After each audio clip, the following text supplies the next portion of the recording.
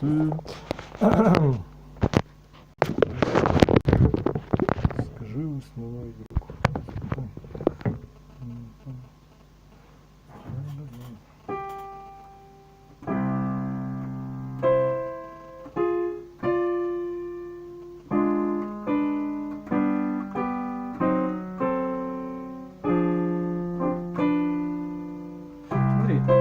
Основной профессии, в чем твоя проблема? Работаешь, да, то есть как бы, то есть я не, все, жизнь-то одна, ты не понимаешь, что ли, все, да, что не будет ничего. Но я ошибаюсь, конечно. Ты такой смотришь и завидуешь там композиторам, ты не завидуешь, ты уже потому что понимаешь, что они все отстойные. Да, ты про себя думал так тоже так. А я так не думаю, потому что как бы, да, понимает он тебя, просто работает, но так можно что угодно сказать, потому что, да, да, то есть как бы, типа того.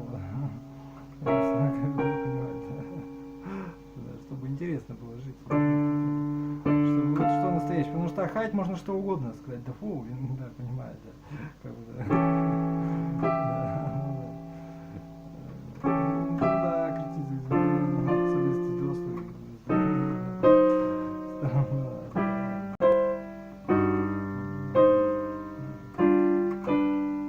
Следовательно говоря,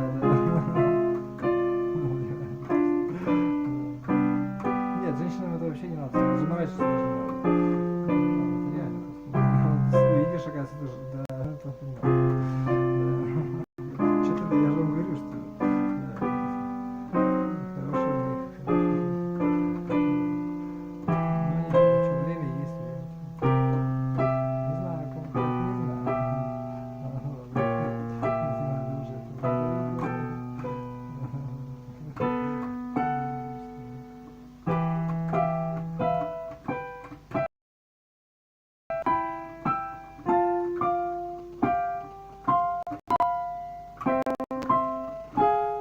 Шут с ним, что ты, я, а ты, что этому миру, мир этот что получит от тебя, от того, что ты живешь, что такой ты там, Женька Губаеv, еще кто-то там, не важно. Да, в муравейнике-то меньше было добра, там, пользы-то какого, да, как оно, да, ну, понимаешь, да, ну, новаторство, да, ну, наверное, ну, да. Ну, это что, это просто что быт — это женская категория, она нужна для ласки.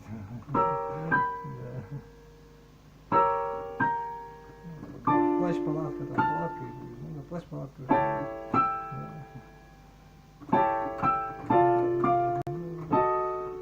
Нет, это понятно, в обществе сейчас так не это самое. Если ты будешь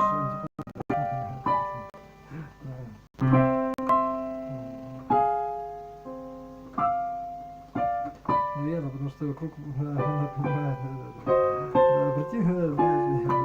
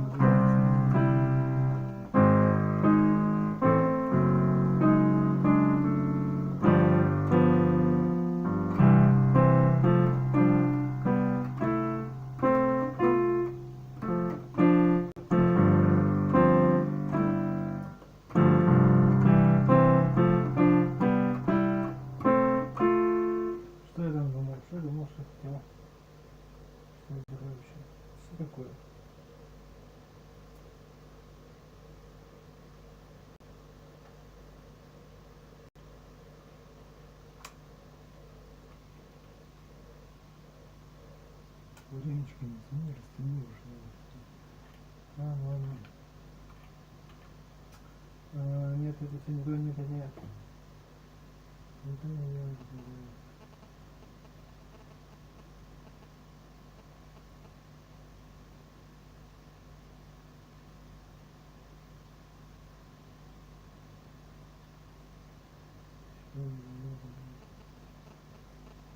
Не ветер еще.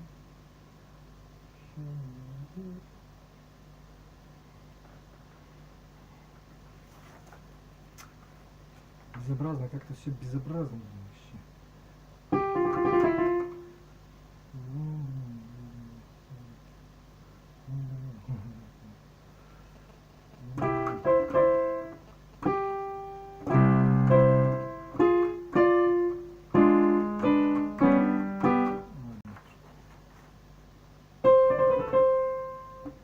Не знаю, долбежка здесь.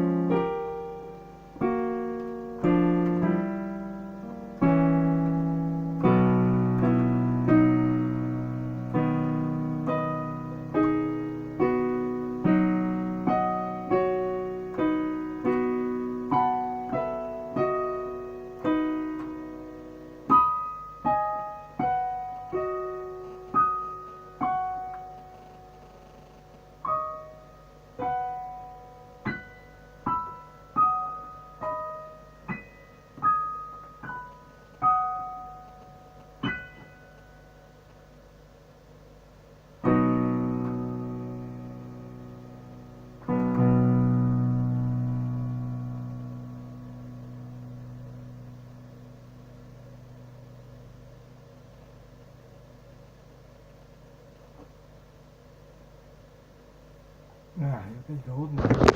12 часов уже. Простите. Нет, 9 часов еще только. Вечер только начинается. Ничего не.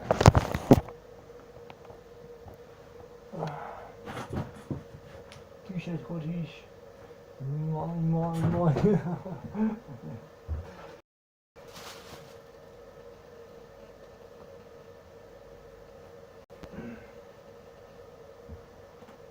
Деньги нужны, еда, она такая, кончается. Такую тенденцию кушать охота. Ну, да.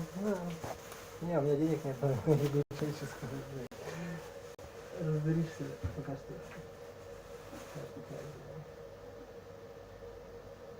Ну, веган.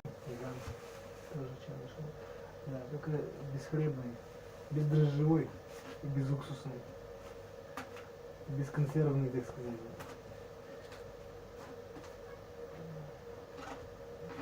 Не знаю, просто так вот.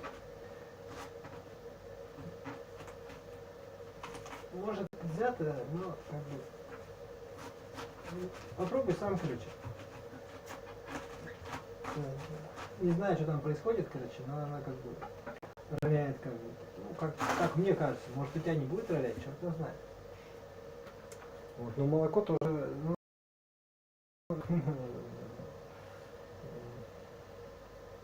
нет, это так. Свое. Да. Всего лишь ничего.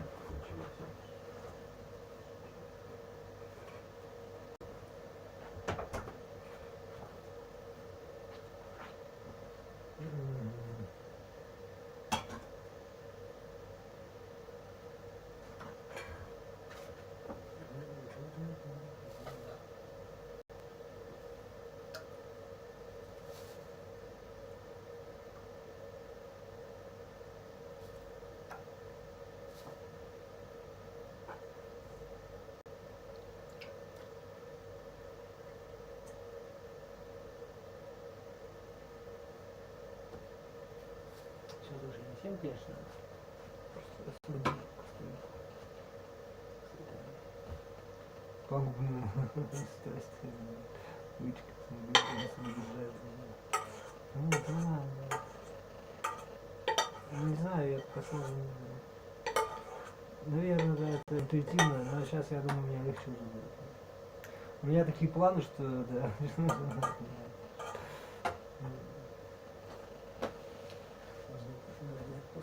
просто так. Ладно. Просто так. Просто штучки. Самое главное, что смотришь, что? Ой, ладно, это тоже главное.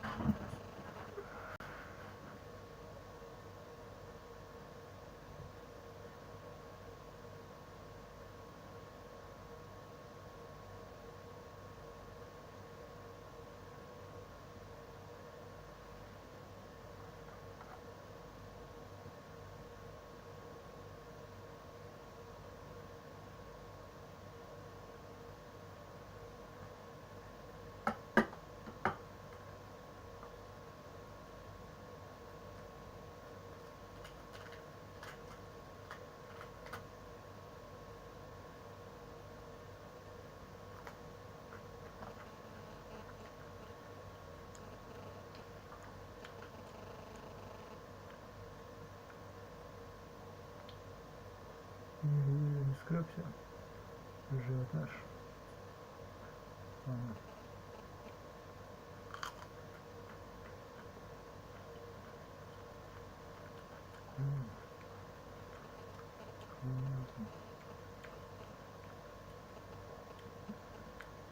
А что?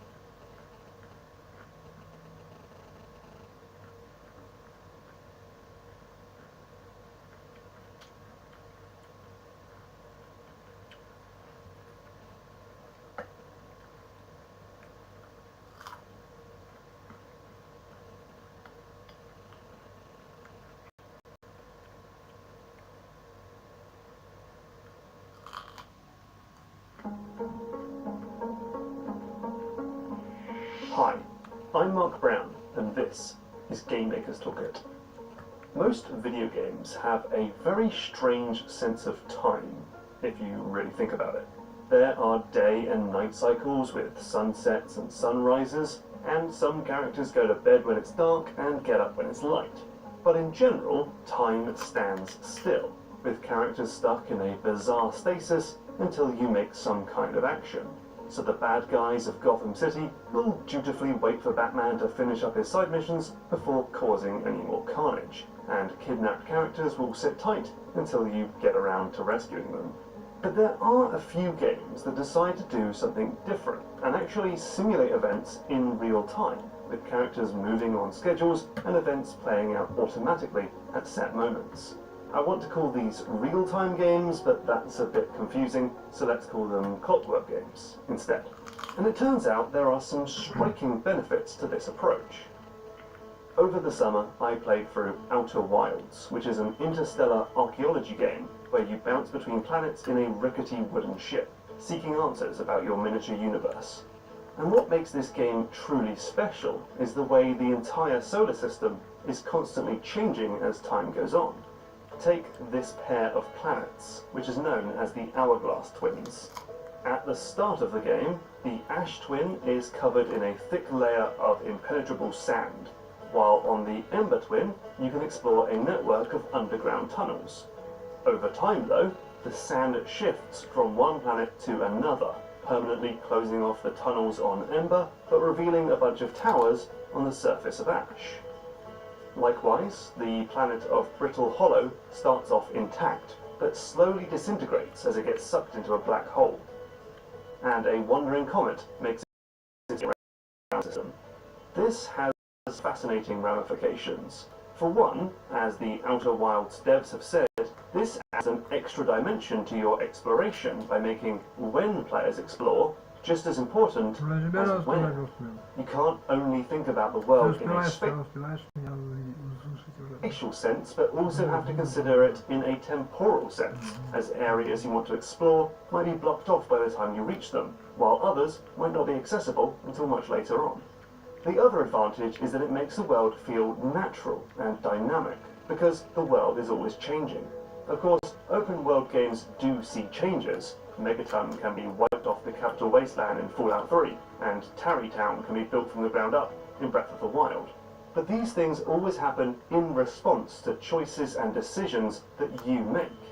Instead, by having things follow a clock, the world moves on regardless of me. But these things always happen in response to choices and decisions that you make. Instead, by having things follow a clock, the world moves on regardless of your choices, progress, or even your existence. If Outer Wilds wanted to capture the cosmic indifference of the universe, following a clock was definitely the best way to do it. Another series that works in real time is Dead Rising. In these games, or at least the good ones, you're constantly watching the clock as events happen at specific times and will go on without you if you're not paying attention to your watch. Some events are missable, like survivors who call out for help but get eaten by zombies if you're not fast enough. Others are more critical, like how you need to give Stacy a top-up of Zombrex every 24 hours. And so, despite being a game about brain-eating undead monsters, Dead Rising manages to make the clock your most nightmarish monster. Time pressures add a sense of urgency and peril to proceedings because you can't just get around to saving survivors when you feel like it, you've got to get to them now. And choosing to save one person over another actually has consequences because there literally isn't enough time to save both. This turns time into a valuable resource which must be carefully managed, just like ammo and health. Darting into a shop to explore for resources might be a time-wasting detour, and learning routes, shortcuts, and memorizing and certain events simply can't be missed if you want to create a coherent story. And so most of these games have some kind of fixed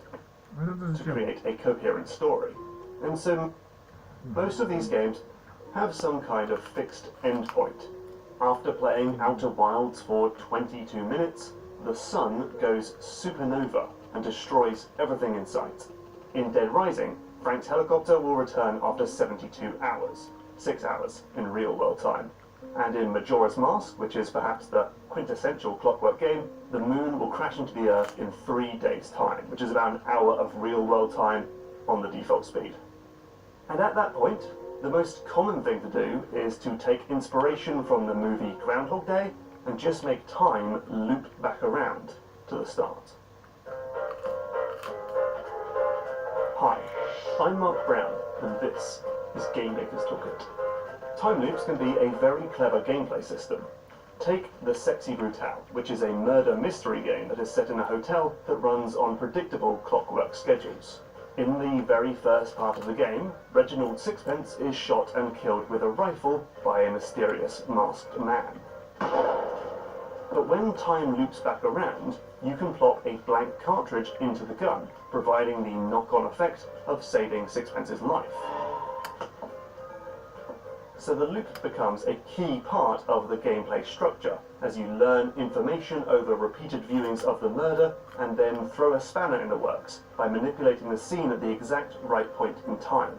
The time loop presents a clockwork puzzle to solve, which is all about learning a sequence of events and then using that information to your advantage.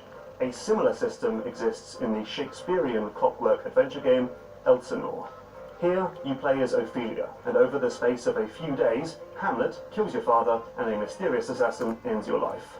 Luckily, time loops back around, and this time, armed with foreknowledge of what's going to happen and a handy timeline menu screen, you can convince and manipulate characters to do different things. In this loop, I gave Hamlet evidence of his mother's infidelity and his uncle's murderous confession, which ended with Hamlet being killed in a duel against the king, and my father's safety. It's not just the clockwork puzzle that endeared me to the game though. I realised that the safety net of the time loop gave me the freedom to experiment with all kinds of approaches and ideas, because if they didn't quite work, well, I'll just try again in a few minutes, and maybe with some handy new knowledge to use in future playthroughs. In other games, the loop is something to be mastered and maximised. In Minute, the time loop is the shortest of all, just 60 seconds, and definitely not long enough to complete an entire Zelda-like adventure game. But by creating new start points, finding new tools, opening up shortcuts, and speedrunning across the map, you'll eventually be able to finish the game within that minute-long loop. Similarly, there's the under-the-radar Metroidvania Vision Soft Reset, where you're given just 20 minutes to save a planet from destruction. Here, checkpoints act like bookmarks on a timeline. Instead of fast travelling around the map, you're actually rewinding time to earlier moments in your adventure.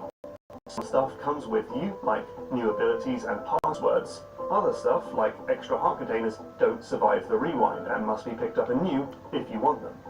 Part of the thrill of the game is rewind and must be picked up anew. Other stuff, like extra heart containers, don't survive the rewind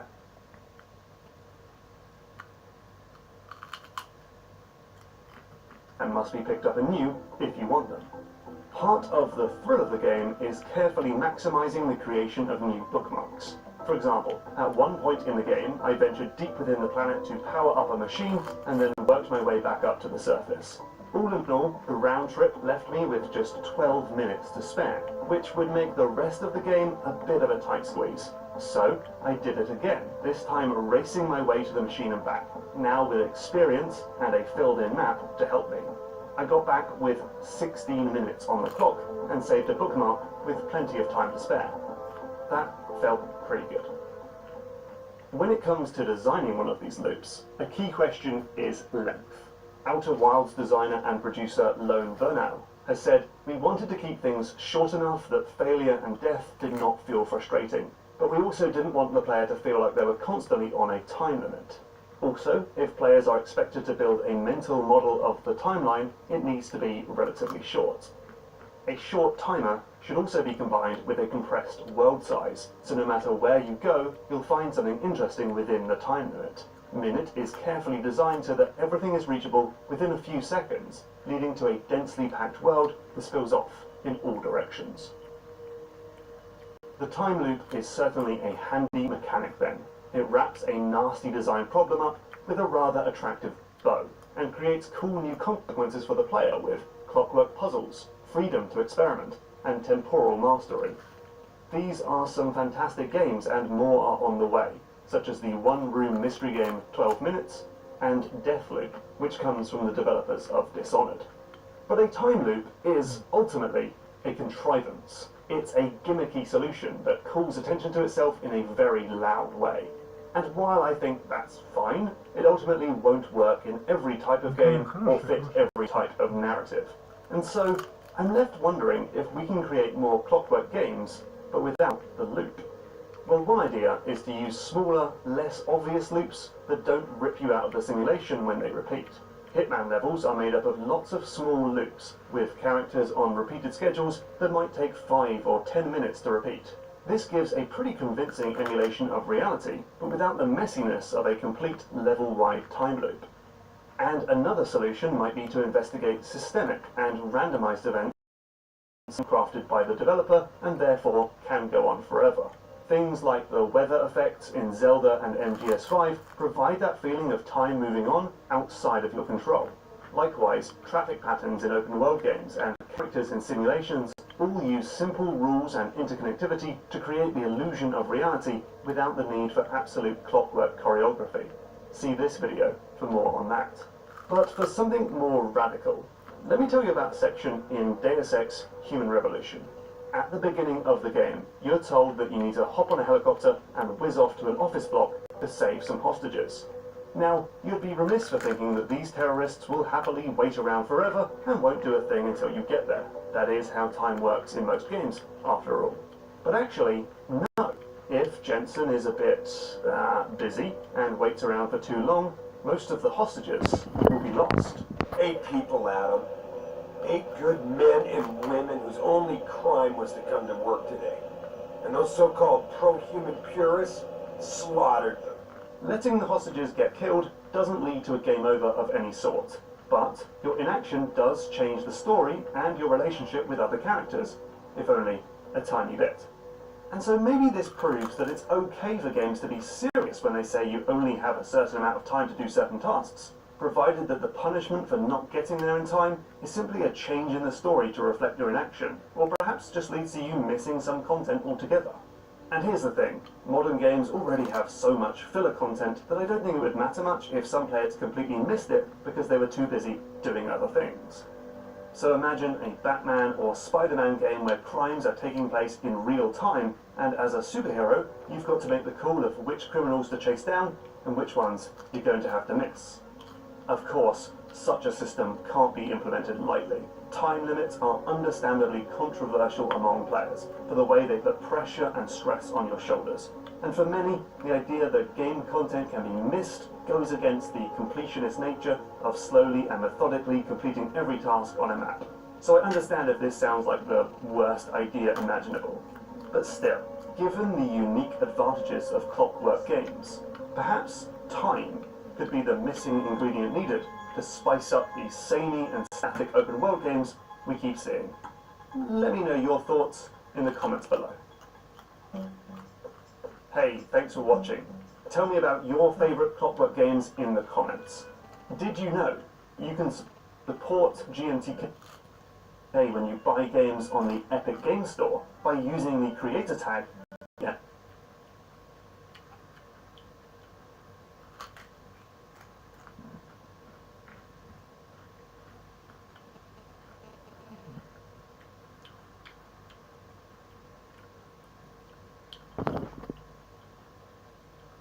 Мне опять не ясно, скажет там или не скажет. Нет, скажет, смотри, да.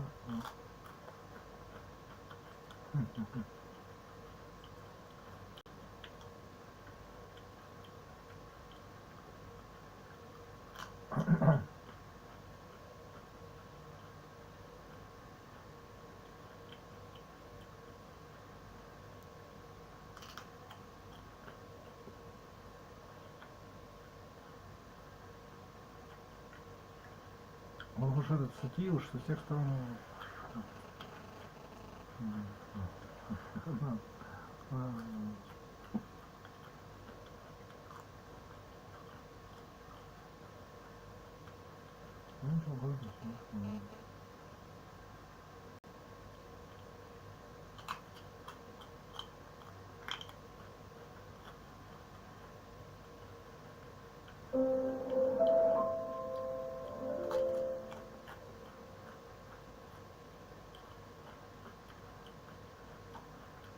je suis très heureux de vous parler d'une gnossienne d'Eriksati, une gnossienne extrêmement célèbre, très souvent employée au cinéma, au théâtre, dans des ballets, et que les amateurs et les professionnels adorent jouer. Donc cette gnossienne en la mineure. Hein.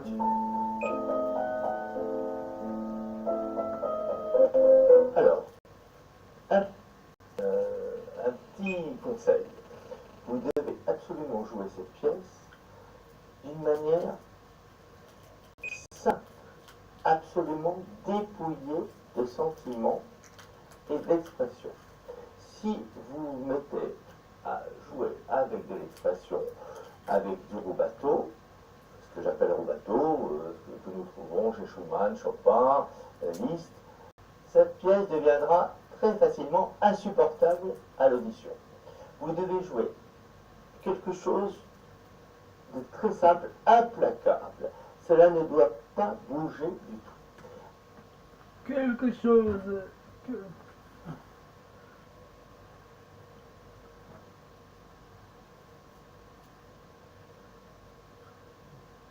Школьные горячие. Горячие. А, горячие, нет. Нет, чеснок просто чесночный.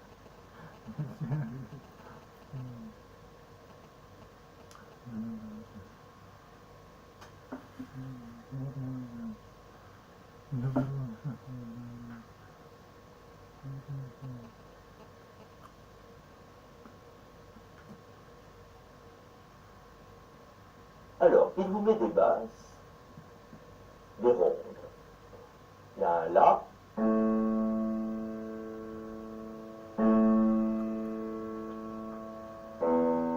Pour avoir une basse très profonde, en ce qui concerne ce morceau, votre coude doit toucher légèrement votre côte gauche. Et ensuite, la main sera en pont, légèrement en biais. Le cinquième doigt, la dernière phalange, sera légèrement arrondi et doit être absolument solide. Comme cela, vous allez pouvoir jouer piano, douce, un son très profond. Mettez la pédale d'abord. Et vous commencez. Si vous jouez sans pédale, et la pédale après, et avec le doigt pas si rond, vous aurez un son comme cela.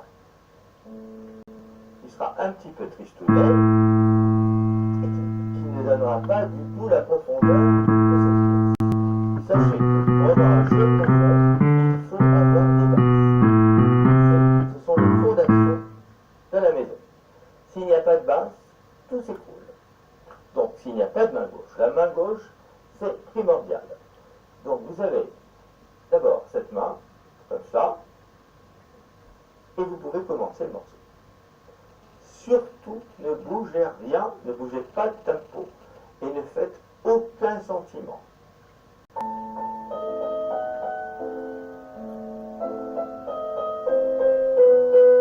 Quand je vous dis de sentiment, ne faites pas.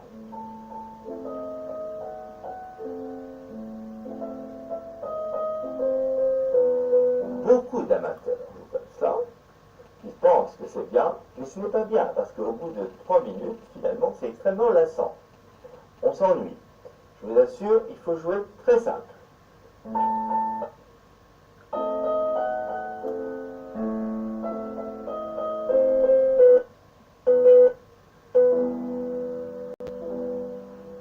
vous fais jouer la basse du Mi avec la main droite.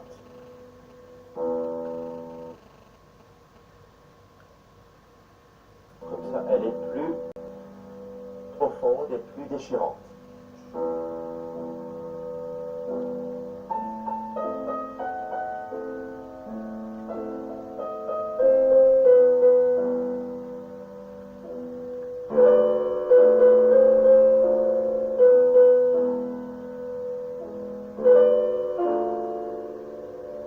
Alors, Satie n'écrit aucune nuance.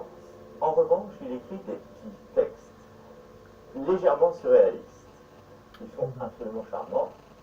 Là, il écrit « Munissez-vous de clairvoyance ». Vous pouvez Ouais, j'aime bien. faire ce que vous voulez.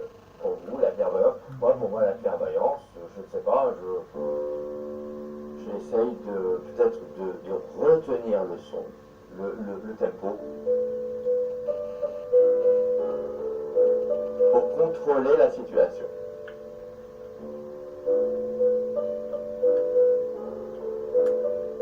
Là, il vous met une petite nuance, un petit crescendo et un petit diminuendo. Il faut le faire.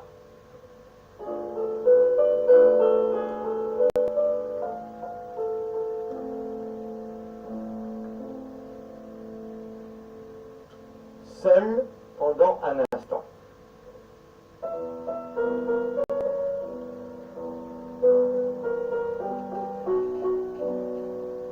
Encore main gauche.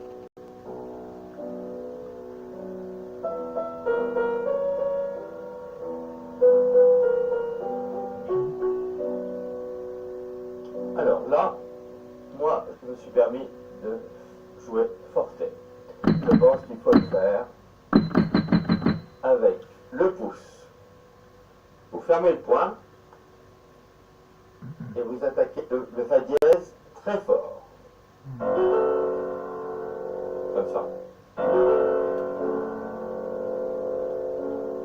Repartez mezzo forte. Il vous écrit une petite phrase totalement drôle, de manière à obtenir un creux.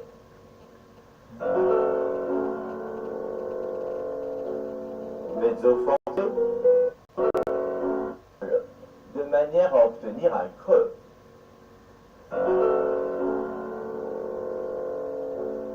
Mezzo forte,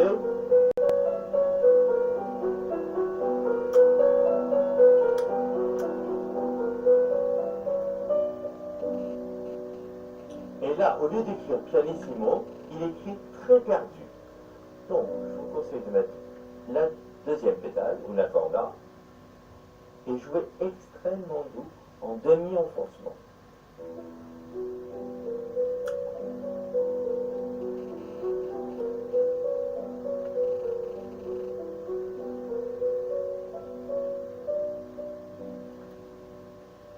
Portez cela plus loin. Donc, plus de projection sonore. Pour avoir un son beaucoup plus grand. Alors là, je vais vous amuser.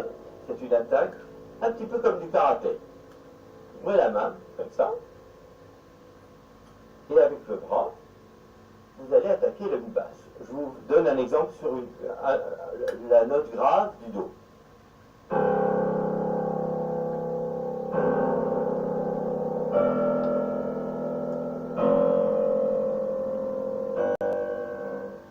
Ce qui donne un son finalement très profond, très puissant et qui peut se faire entendre dans une salle de 3000 personnes. Sans, bien sûr, sans sonorisation. Hein. Comme ça. Et vous laissez tomber le bras avec le bras et l'avant-bras extrêmement légers, comme une plume, mais la main doit être comme du bronze. Donc, pour cet effet, portez cela plus loin, vous allez faire comme cela. Donc, et bien sûr, il faut bien viser, hein. Il faut bien regarder le la. Hein. Donc, ah, vous voyez, là, je ne l'ai pas fait parce que j'ai mal regardé. Donc,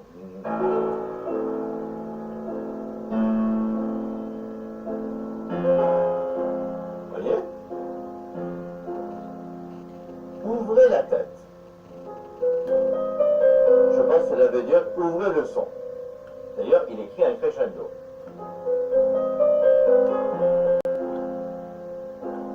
Encore.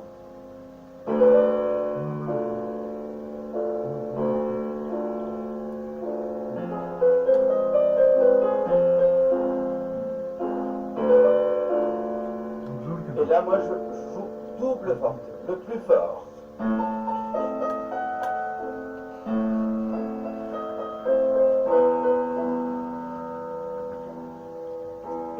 commençait la descente, Satie écrit enfouissez le son. Donc, je vous permets de jouer peut-être mezzo piano. Vous mettez la pédale de gauche, une accorda. Maintenant, vous jouez doucement. Николай Иванович. Et maintenant, vous jouez double piano. Et là, vous devez jouer quadruple piano.